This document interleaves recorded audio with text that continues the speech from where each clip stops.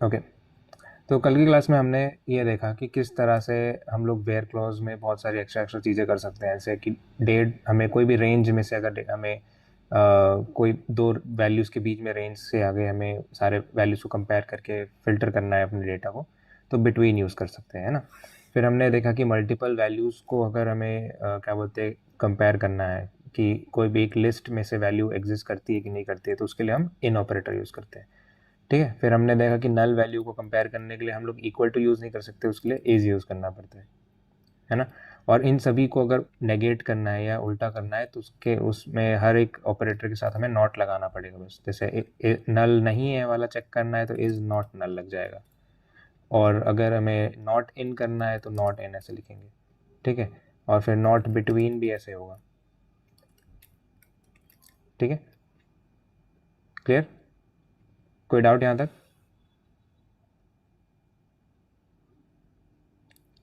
No sir. Okay, तो उसी के आगे आज कंटिन्यू करने वाले हैं। ठीक है, तो अभी हम देखेंगे कि हमने डेटा तो इंसर्ट कर लिया। अब मान लो कि मुझे कोई एक रो को रिमूव करना है। ठीक है, जैसे मान लो सिलेक्ट स्टार फ्रॉम, इसमें टेबल है एम्प्लॉयज।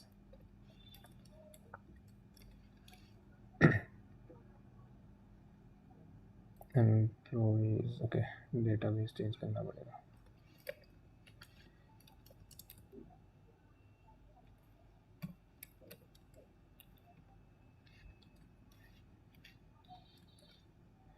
ठीक है, जैसे अभी ये एम्प्लॉयज का यहाँ पे रोज है, दिख रहा है? किसी को दिख रहा है ये? सबको दिख रहा है? Yes sir. हाँ, तो अभी इसमें मान लो कि मुझे क्या करना है, इसमें जो रो नंबर 2 है, I mean ID number 2, row number 3 में जो वैल्यू है, ठीक है, इनको मुझे, इस वाले रो को मुझे डिलीट करना है। मुझे सिर्फ इस रो को डिलीट करना है, तो कैसे करेंगे? तो इसके लिए हमें करना क्या है, सबसे पहला लॉजिक मैं बहुत सिंपल तरीके से बता रहा हूँ कि सबसे पहले एक सिलेक्ट स्टेटमेंट ऐसा लिखो जो तुम्हारा वो वाला रो सिलेक्ट करके आउटपुट में ले आए जिसको तुम डिलीट करना चाहते हो। ठीक है, और ये हमेशा एक प्रैक्टिस की तरह करना कि डायरेक्ट डिलीट चलाना मत चलाना। पहले सिलेक्ट स्टेटमेंट से पहले उस डेटा को देख लो एग्जैक्ट कि आउटपुट में वही डेटा आ रहा है कि नहीं आ रहा है सिलेक्ट स्टेटमेंट में, और उसके बाद उसको डिलीट करना है हमें। ठीक है, तो अभी इस रो को मुझे सिलेक्ट करने के लिए क्या क्या लिखना पड़ेगा कि मेरा आउटपुट में सिर्फ यही रो आए। क्या करूँगा मैं? सिलेक्ट स्टेटमेंट कैसे लिखूंगा?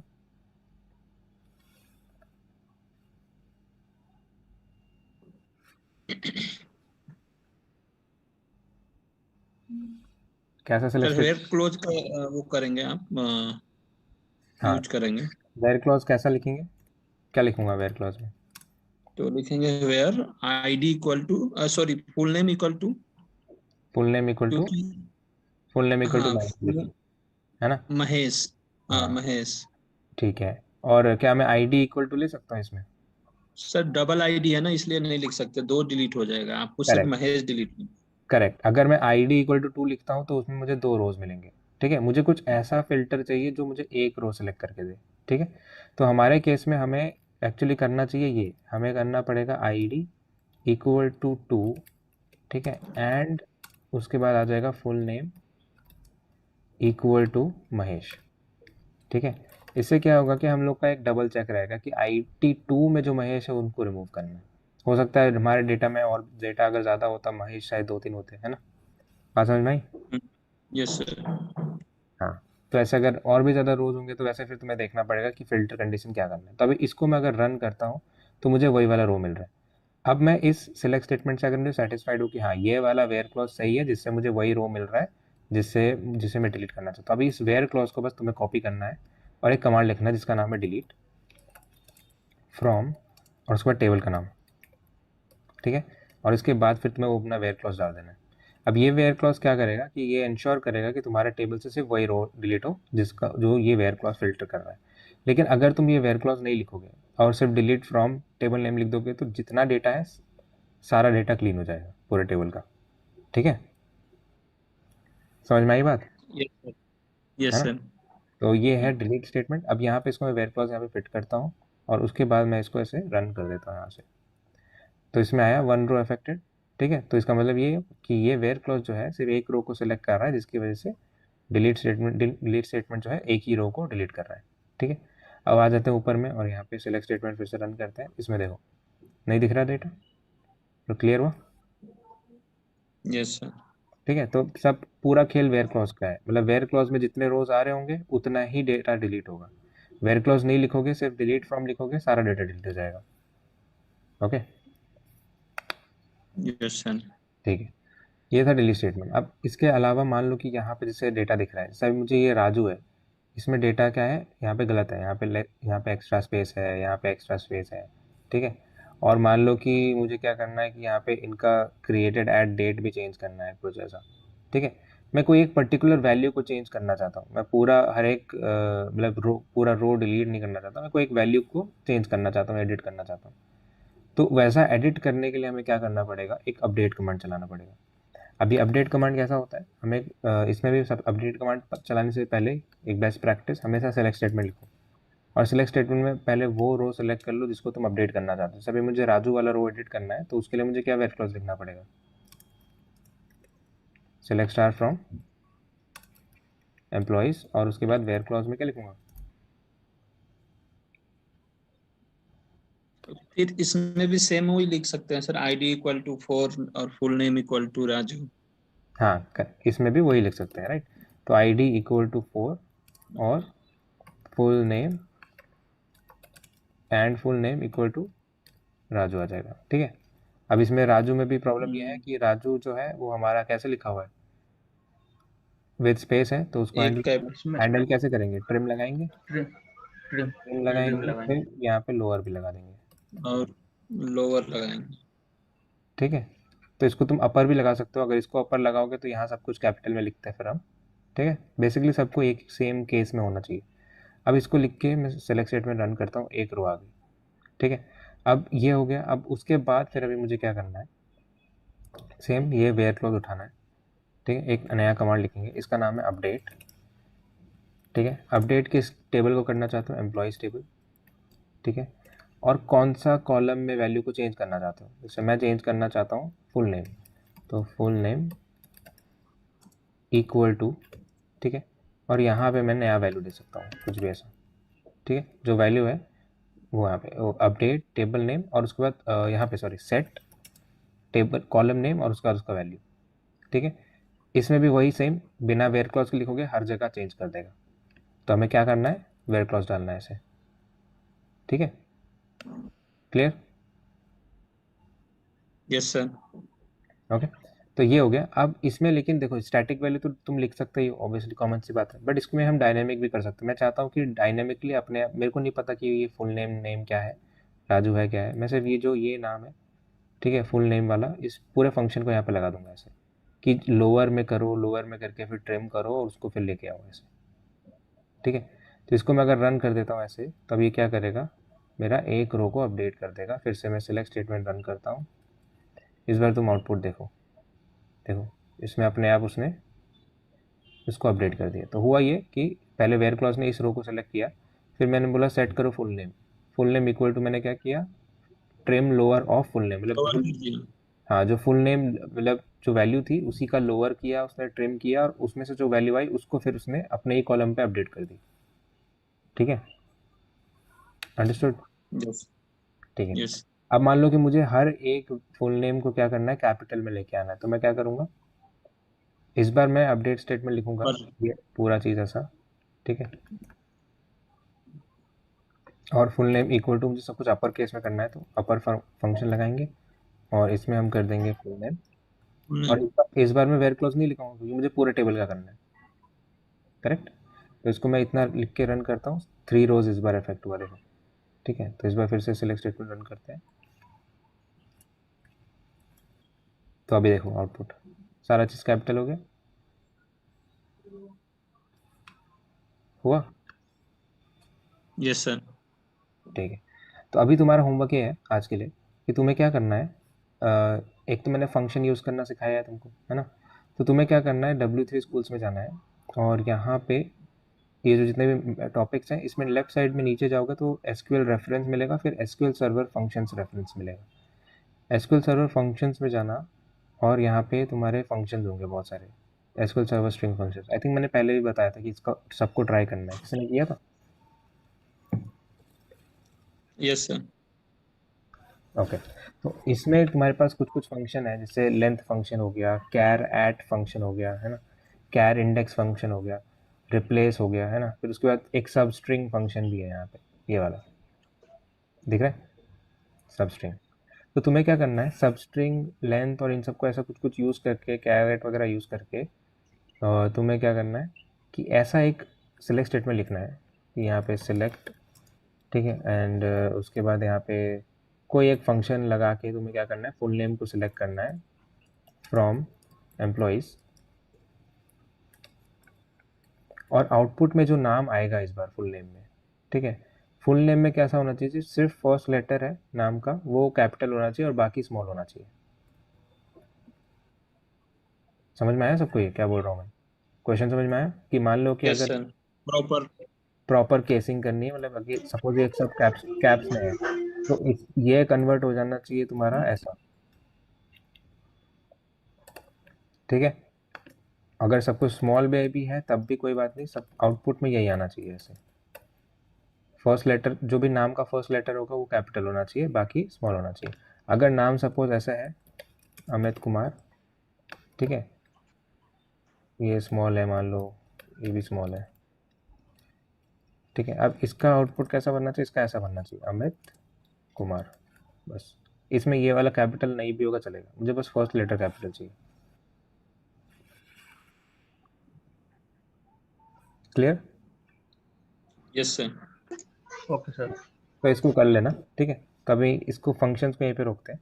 चलो अभी मैं दिखाता हूँ कि किसी टेबल में अगर मुझे डेटा टाइप को चेंज करना है तो मैं क्या करूँगा, ठीक है, कोई कॉलम है उसमें, कोई कॉलम में मुझे अगर डेटा टाइप चेंज करना है तो मैं उसको कैसे कर सकते हैं।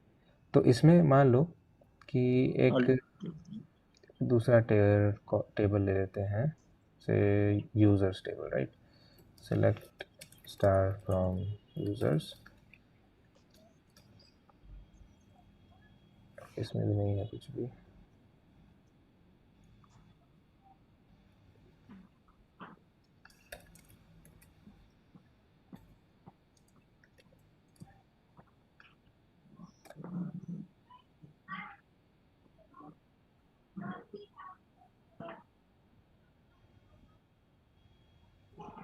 ये देखो स्क्रीन दिख रही है मेरी। तो एम्प्लॉयज़ टेबल में अगर देखोगे मैंने इसमें वैरकैर 10 लिया है, दिख रहा है फुल नेम में। Yes sir. तो मान लो कि मैं कुछ, मेरे को ऐसा लगा कि इसमें फुल नेम में 10 कैरेक्टर से ज़्यादा लंबे नाम भी है मेरे पास, तो मैं सपोज इसको 100 करना चाहता हूँ या 50 करना चाहता हूँ, या फिर मैं इसको पूरा डेटा टाइप ही चेंज करना चाहता हूँ, एन वैरकैर की जगह वैरकैर की जगह एन वैरकैर करना चाहता हूँ, है ना, वैरकैर की जगह कैर करना चाहता हूँ, तो मैं वो डेटा टाइप कैसे चेंज करूँ। यहाँ पे जैसे अभी कुछ कुछ जगहों में नल लिखा हुआ है, मैं चाहता हूँ कि वो नॉट नल हो जाए, मतलब उसमें नल अलाउड है अभी बट मैं उसमें नॉट नल करना चाहता हूँ, कैसे करूँगा। तो उसको करने के लिए मुझे क्या करना पड़ेगा, टेबल में एक ऐसा कमांड चलाना पड़ेगा जो मेरे टेबल का स्ट्रक्चर चेंज कर दे, ठीक है। तो जब मैंने एक चीज़ बताई थी ड्रॉप स्टेटमेंट के लिए कि जब भी हमें कोई स्ट्रक्चर रिमूव करना है, यानी कि कॉलम, यानी कि कोई भी ऑब्जेक्ट रिमूव करना है, तो कॉलम फिर कंस्ट्रेंट फिर टेबल, ये सब चीज़ों को अगर मुझे रिमूव करना है तो ड्रॉप होता है, और अगर मुझे रो यानी कि डेटा रिमूव करना है तो डिलीट होता है, ठीक है। वैसे अगर मुझे रो या डेटा में कुछ चेंज करना तो अपडेट कमांड, लेकिन अगर स्ट्रक्चर में या ऑब्जेक्ट में कोई चेंज करना है तो हम क्या करेंगे, ऑल्टर कमांड लगाएंगे, ठीक है। समझ में आई बात मेरी? Yes sir. ठीक है। अब वो ऑल्टर कमांड लिखते कैसे हैं, हमें लिखना पड़ेगा ऑल्टर, ठीक है, एंड टेबल का नाम, and alter, sorry alter table, फिर एम्प्लॉयज़, ठीक है, एंड एम्प्लॉयज़ लिखने के बाद यहाँ पे मैं क्या करूँगा, अपना कॉलम को चेंज करूँगा, ठीक है। तो इसमें ऑल्टर टेबल ऑल्टर, और उसके बाद कॉलम, ठीक है, ऑल्टर कॉलम, एंड उसके बाद फिर यहाँ पे आ जाएगा तुम्हारा कॉलम का नाम आ जाएगा, फुल नेम, ठीक है, एंड उसके बाद फिर यहाँ पे जो भी नया डेटा टाइप देना चाहते हो, ठीक है, वैर कैर, एंड यहाँ पे जैसे मैं इसको 100 देना चाहता हूँ मैं 100 कर दूँगा, ठीक है। इतना पार्ट लिख के रन करते हैं तो कमांड कंप्लीटेड सक्सेसफुली। तो इसने क्या किया, नया कॉलम जो हमारा कॉलम नेम है उसमें नए एट्रीब्यूट्स को रिप्लेस कर दिया, ठीक है। तो अभी अगर मैं यहाँ पे कॉलम्स में जाकर रिफ्रेश करता हूँ तो यहाँ पे तुम देख सकते हो कि उसका डेटा टाइप का वैरकर हंसा, इसमें देखो 5 कैरेक्टर या 6 कैरेक्टर तो नाम है ही हमारे पास। तो अगर मैं अभी इसको वैरकर 6 या सॉरी वैरकर 5 या 4 करने की कोशिश करूँगा, तब वो मुझे एरर देगा, बोलेगा कि ऑलरेडी डेटा है जिसमें उसको हम मतलब अगर 4 कर दूंगा तो उसमें डेटा लॉस होगा। तो जब भी बड़े साइज से छोटे साइज में जाता है तो उसमें वो प्रॉब्लम होती है। ठीक है।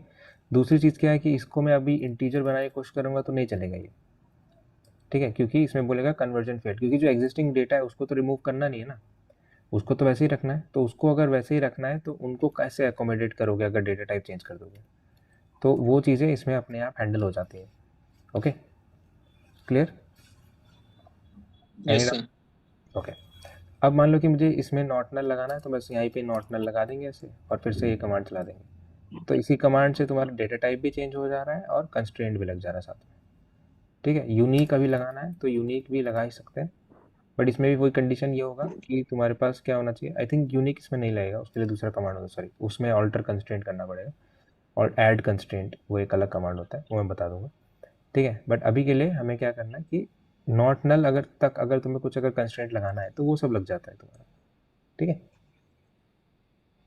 अंडरस्टूड? डेटा टाइप चेंज ऐसे होता है। अब आते हैं इसके नेक्स्ट कमांड में, जिसमें तुम्हें क्या करना है, एक नया कॉलम टेबल में ऐड करना चाहते हो खुद से। तो कैसे करोगे? तो मान लो कि हमारे पास अभी ये जो कॉलम्स है, आईडी है, फुल नेम है, डीओबी है, क्रिएटेड है, ठीक है। इसमें मान लो कि एक सिटी कॉलम ऐड करना है मुझे टेबल में। तो मैं कैसे करूँगा? तो मुझे क्या करना पड़ेगा, ऑल्टर, क्योंकि ये भी एक स्ट्रक्चर में चेंज है, टेबल में चेंज हुआ ना, तो इसलिए ऑल्टर कमांड। ऑल्टर कौन सा ऑल्टर क्या करना चाहते हो? टेबल करना चाहते हैं, तो ऑल्टर टेबल एम्प्लॉयज़। ठीक है, एंड एम्प्लॉयज़ के बाद फिर यहाँ पे लिखेंगे ऐड कॉलम। ठीक है, एडीडी।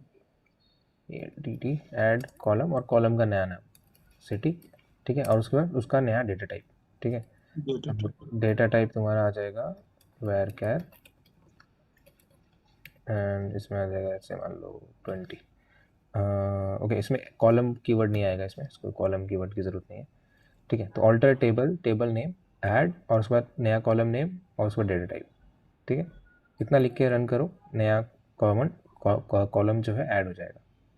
ओके, लेकिन अभी नया कॉलम जो ऐड हुआ है, हमारे टेबल में ऑलरेडी 3 वैल्यूज रखी थी, उनके लिए सिटी क्या होगा पता तो है नहीं, तो उनमें क्या वैल्यू जाना चाहिए सिटी में?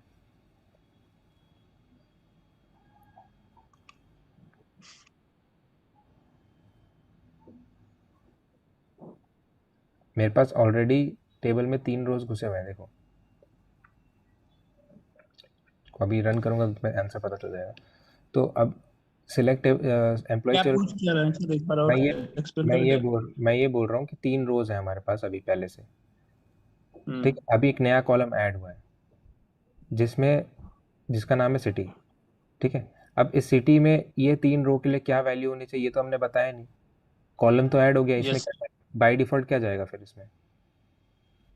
नल जाएगा सर, नल कुछ भी जाएगा, नहीं है ना? जाएगा। तो इसका मतलब क्या हम्म। हुआ कि जब भी नया कॉलम ऐड करते हो उस समय बाय डिफॉल्ट उसमें नल जाता है।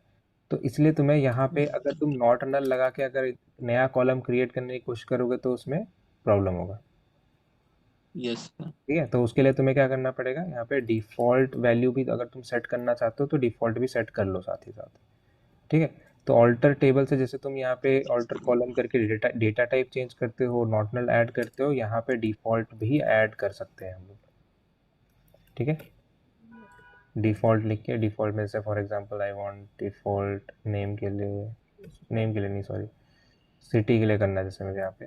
ठीक है, सिटी वेरकर 100 नॉट नल, एंड इसमें करना चाहता हूँ डिफ़ॉल्ट में I want let's say Delhi. ठीक है, तो ये मुझे अगर करना है तो मैं यहाँ से ऐसे कर सकता हूँ, ऑल्टर कॉलम, कॉलम नेम, और उसके बाद डिफ़ॉल्ट सिटी।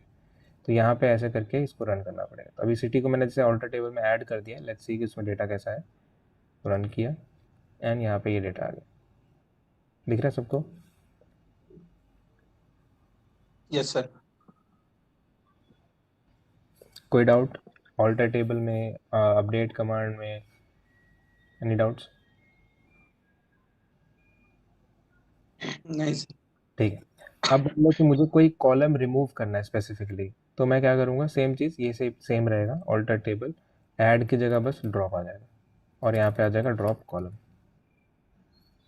ठीक है, alter table, table name, drop column और उसके बाद कॉलम का नाम। इसको रन किया, कमांड कंप्लीटेड, टेबल का डेटा देखो तो यहाँ पे तुम्हें अभी वो कॉलम नहीं आएगा क्योंकि वो कॉलम डिलीट हो चुका है, ड्रॉप हो चुका है। ठीक है, कोई वर्ड, कोई डाउट यहाँ पे? Any doubts? No sir. Okay, ठीक है। So this was your alter table. ठीक है, अब एक और मैं एक्स्ट्रा चीज़ बता देता हूँ अभी। जैसे मान लो कि फॉर एग्जांपल तुम क्या कर रहे हो कि अभी कोई भी तुम्हें टेबल का स्ट्रक्चर देखना होता है तो लेफ़्ट साइड से हम लोग यहाँ पे इस ब्रैक फोल्डर को एक्सपैंड कर करके देखते हैं, है ना। बट मैंने कहा था कि कमांड से भी तुम्हें आना चाहिए, तो ऐसे समय इसमें एक खास शॉर्टकट है। ठीक है, और एक जैसे माई एसक्यूएल वगैरह में जाते हो उसमें कमांड्स भी होते हैं, बट इसमें कमांड ऐसा है नहीं, उसमें तुम्हें और ज्वाइन वगैरह करना पड़ता है, तो वो सब एक्स्ट्रा कॉन्सेप्ट हम बाद में जब पढ़ेंगे तब मैं बता दूंगा। अभी तुम्हें क्या करना है, जैसे मान लो कि एम्प्लॉयज टेबल का मैं स्ट्रक्चर और यहाँ पे कमांड की तरह से देखना चाहता हूँ। ये एनोटेट किसने किया था?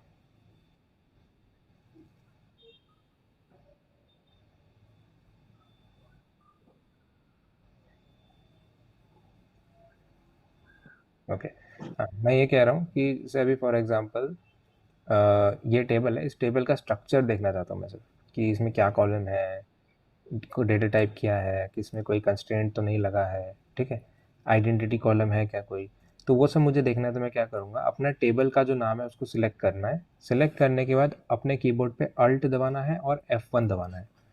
अल्ट और F1 दबाने के बाद तुम्हें कुछ इस तरह का ऐसे आउटपुट दिखेगा जिसमें पूरे टेबल का स्ट्रक्चर होगा। इसमें तुम्हें दिख रहा होगा टेबल नेम क्या है, कब बनाया था टेबल को, ठीक है, क्या क्या कॉलम्स हैं, उनमें डेटा टाइप क्या है, कंप्यूटेड वैल्यू है कि नहीं है, लेंथ क्या है इसकी, ठीक है, नलेबल है कि नहीं है।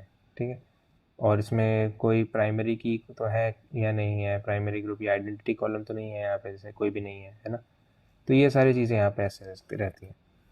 ठीक है, अगर मैं एम्प्लॉयज़ 4 का देखता हूँ तो एम्प्लॉयज़ 4 में देखना, उसमें एक आइडेंटिटी कॉलम भी होगा। सेकेंड, हाँ ये रहा, देखो इसमें अभी यहाँ पे कंस्ट्रेंट्स में आ रहा है काफ़ी कुछ, यस सर। दिख रहा है यहाँ पे कंस्ट्रेंट बने हुए हैं, कुछ कुछ हमने कहीं पे यूनिक कंस्ट्रेंट डाला था, डिफ़ॉल्ट कंस्ट्रेंट भी डाल दो, डिफ़ॉल्ट वैल्यू का, दिख रहा है, ये सब डिफ़ॉल्ट वैल्यू वाले, दिख रहा है। इसमें एक आइडेंटिटी कॉलम भी है, ये रहा, दिख रहा है, सीड 1 इंक्रीमेंट 2। ओके, ओके, सो ये था तुम्हारा और मतलब टेबल का स्ट्रक्चर। अब लेकिन कई बार क्या होता है तुम्हारे कंप्यूटर पे, कुछ लोगों के सिस्टम पे देखना अल्ट F1 दबाओगे नहीं आएगा कुछ भी। अब ऐसा इसलिए है क्योंकि तुम अगर देखोगे अपने F1 की को प्रेस करने पे कुछ ना कुछ दूसरा एक्टिविटी खुल रहा होगा, क्योंकि तुम्हारे वो फंक्शन कीज है। तो उस समय अगर अल्ट F1 दबाने पे तुम्हारा ये नहीं खुलता है, तुम्हें क्या करना पड़ेगा, अल्ट दबाना है, फिर फंक्शन की दबाना है, FN की होगा तुम्हारे कीबोर्ड में सबसे लास्ट नीचे वाली रो में, yes sir. FN। Yes sir. हाँ, तो अल्ट दबाना है, फिर FN दबाना है, उसके बाद F1 दबाना है तुम्हारे केस में। ठीक है, ये उनके लिए जिनमें डायरेक्टली अल्ट F1 ना चले। ठीक है, दूसरा चीज़ क्या है कि अब अगर अगर मैं सिलेक्शन में अगर कहीं भी नाम में एक एक्स्ट्रा स्पेस भी आ जाता है और उसके बाद अल्ट F1 दबाऊंगा तो ये नहीं चलेगा। इसको अगर सिर्फ मैं इतना सिलेक्ट करूँ बिन एक एक्स्ट्रा स्पेस के साथ तो इसमें एरर आएगा। इसमें क्यों? क्योंकि जितना भी पार्ट सिलेक्ट कर रहे हो वो एक टेबल नेम की तरह चल रहा है, तो अब ये स्पेस के साथ ऐसा कोई टेबल नेम एग्जिस्ट नहीं करता है, इसलिए। बात समझ में आई? Any doubts? कोई डाउट यहाँ तक? No sir. ठीक है, समझ में आया? यहाँ तक कर लोगे सब लोग? Yes sir. हाँ, तो यहाँ तक हमारा जो मेन तुम्हारा एसक्यूएल का बेसिक्स है वो क्लियर होता है। ठीक है, कल से हम इंटरमीडिएट जो एसक्यूएल है वो स्टार्ट करेंगे, जिसमें मेनली तुम्हारा आएगा पांडास में ग्रुप बाय किया तुम लोगों ने? Yes sir.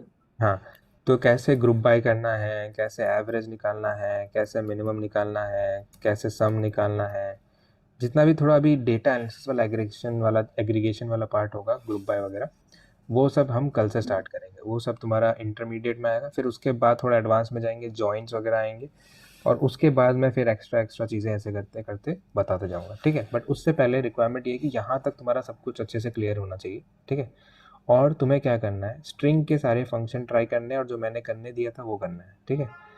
दूसरा चीज़ क्या करना है, यहाँ पे कुछ मैथमेटिकल और न्यूमेरिक फंक्शंस हैं, इनको भी ट्राई करना है। एब्सोल्यूट वैल्यू के लिए एबीएस यूज़ करते हैं जैसे, ठीक है। एवरेज है जैसे, उसके बाद कोई मिन है, मैक्स है, ठीक है। राउंड करना है कोई वैल्यू तो, ठीक है। स्क्वायर निकालना है तो कैसे करेंगे, ठीक है। रैंडम नंबर जनरेट करना है तो कैसे करेंगे, ठीक है। उसके बाद मतलब 2⁻3 2⁻4 ऐसा करना है तो पावर के लिए ये यूज़ करते हैं। पाई नंबर चाहिए तो पाई के लिए ये सब पूरा मैथमेटिकल और न्यूमेरिकल फंक्शंस है, इनको ट्राई करना है। और यहाँ पे कुछ डेट फंक्शंस है, इनको भी ट्राई करना है। सारे के सारे फंक्शन एक बार तुम्हें ट्राई करे हुए होने चाहिए, ठीक है। और यहाँ पे कुछ एसक्यूएल एडवांस फंक्शन है, इनको छोड़ दो बस, ये हम बाद में करेंगे, ठीक है। क्लियर?